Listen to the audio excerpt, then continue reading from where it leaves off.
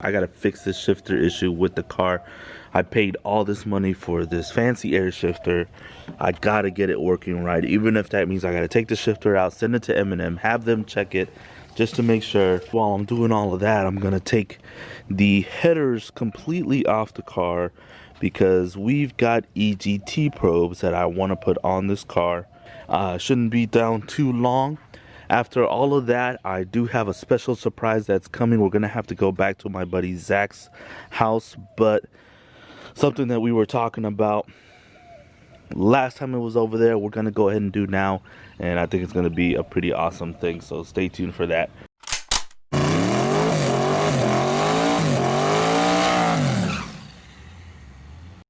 Got the ice tank out of the car, as you can see behind me. After the last couple of track events that we've been sitting in the lanes for quite a while, it seems like at these last couple races, Solomon actually, he started kind of messing around with his ice tank to try to get a solution for keeping it cool longer while we have those periods where we're just forced to wait. So he went ahead and bought some materials, made an installation for his ice tank, and then tested it, and it worked out great. And actually, the improvement on how long it stayed cold out in the sun was huge. So I've got the same materials. I went ahead and picked up some materials from him, some insulation, some of this foil wrap stuff, insulation tape. So we've got that, and I've got the ice tank out, and I'm gonna do the same thing that he did in order to try to keep this thing as cool as possible. So yeah, the first thing I'm gonna do is get some measurements and try to cut out some pieces of that insulation to put it on this tank and go from there. And then I also have some EGT sensors that I've been wanting to put on the car. These I bought this EGT kit, Holley kit. The only problem is that I need the weld bungs that go along with these sensors. So I did have to order them. Unfortunately, they're not going to be in any time soon. It seemed like a lot of the online companies were on back order with them. So I did place them on order from Holley, but they won't get here for another at least week and a half. So we're going to have to stall on this. We're going to have to stall on pulling the headers for now until we get our weld bungs so we can have those welded on. I do have some concern about how they're gonna clear, but I think it'll be okay. So we'll figure that out when we get to that point. But for now, let's get on this cooler. Okay, so a huge mess later.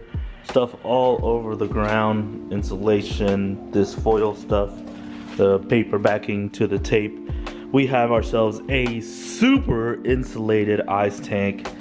The first thing I did was cut off some panels like this. I measured and cut each individual section in this insulation, taped it all together, complete tape all the way around, and then I went back and cut a couple sections as well on the bottom and on the back and on the front of this stuff, of this foil stuff. Taped it together once again, and then went around with some more tape on top of that. So this ice tank has a very insulated hard shell, and I think this is going to hopefully help keep things cool for us. Obviously, we're gonna put our cap in right there. I also made a faux cap. I don't even know if it matters or not, but we're gonna keep one in there just in case anyways. So that is it for now. The tank is done. The next thing to do is to go ahead and get it reinstalled. We gotta make new brackets for this tank since I did have to extend the little legs because the insulation is really thick. That really covered up our holes for the brackets.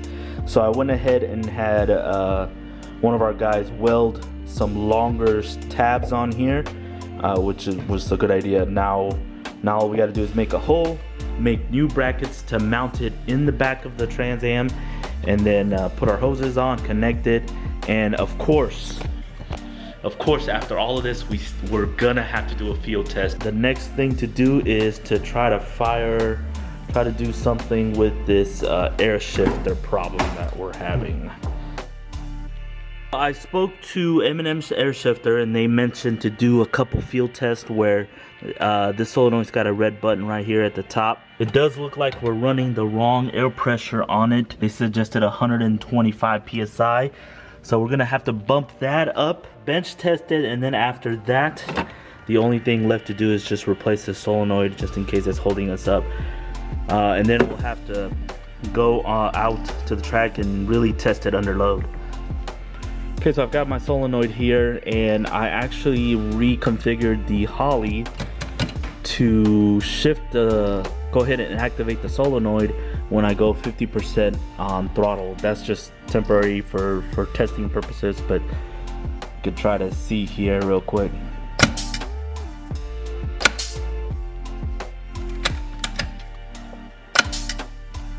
So my only concern is that delay release there from second. You see how if I hold pressure on it and then let go, that release, that's usually where it's hanging up when we're, you know, racing down the track. So the only thing I can do is just get underneath the car, verify that when it's going from here to here, that this right here is actually in gear, that there's no you know, play down there. So make sure that it goes through the gears smoothly one more time, and then from there we'll take it to the track and try it out. Oh yeah, one last thing, you guys have been asking for it. Let's go ahead and try to get this hood back on. Yeah, I'm pretty sure it's gonna need some adjustment. We just haven't had time to realign it to the body since the last wreck, so that's why I haven't been using it. But everyone's been asking about it. It's not that we don't have one, we got one. We just didn't have time to align it. But let's pop this thing on real quick, see how far off we are, and then we can figure out what we need to do to get it running.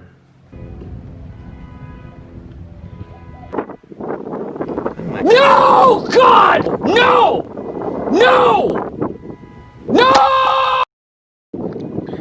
Oops. But, oh Jesus. I hope this camera didn't break. Anyways, here's where we're at with it. Yeah, so it needs, I need to take it to the shop and adjust the hood a little bit. Not only does it need to come forward, but it needs to go over.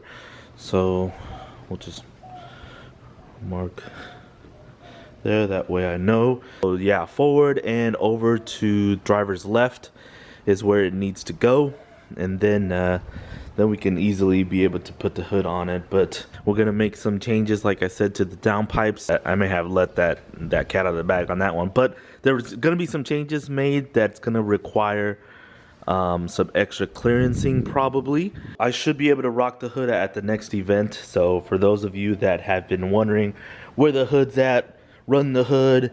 It's we should have it for the next event, because yeah, you guys are right. It looks so much better with the hood on it, don't it? So that's it. We've got the cooler situation just about handled. We've got the air shifter situation just about handled. We still have to do our EGTs, but we're gonna wait for those bungs to show up, and then I gotta take this car over to the shop to weld the brackets for the cooler, and then from the shop I'm gonna probably possibly take it to the track and do a pass for the air shifter to see if we've got that fixed, and then from the track over to my buddy Zach's house so he can get started on the mods that we wanted to do, and then from there back here, realign the hood, finish everything off, and be ready to do some serious passes. So those are the next couple steps that we have to take for the Trans Am to be race ready. But it's coming up real fast. That's it for now. I'm going to leave you guys here with the picture of the hood and the Trans Am, and we'll go from there.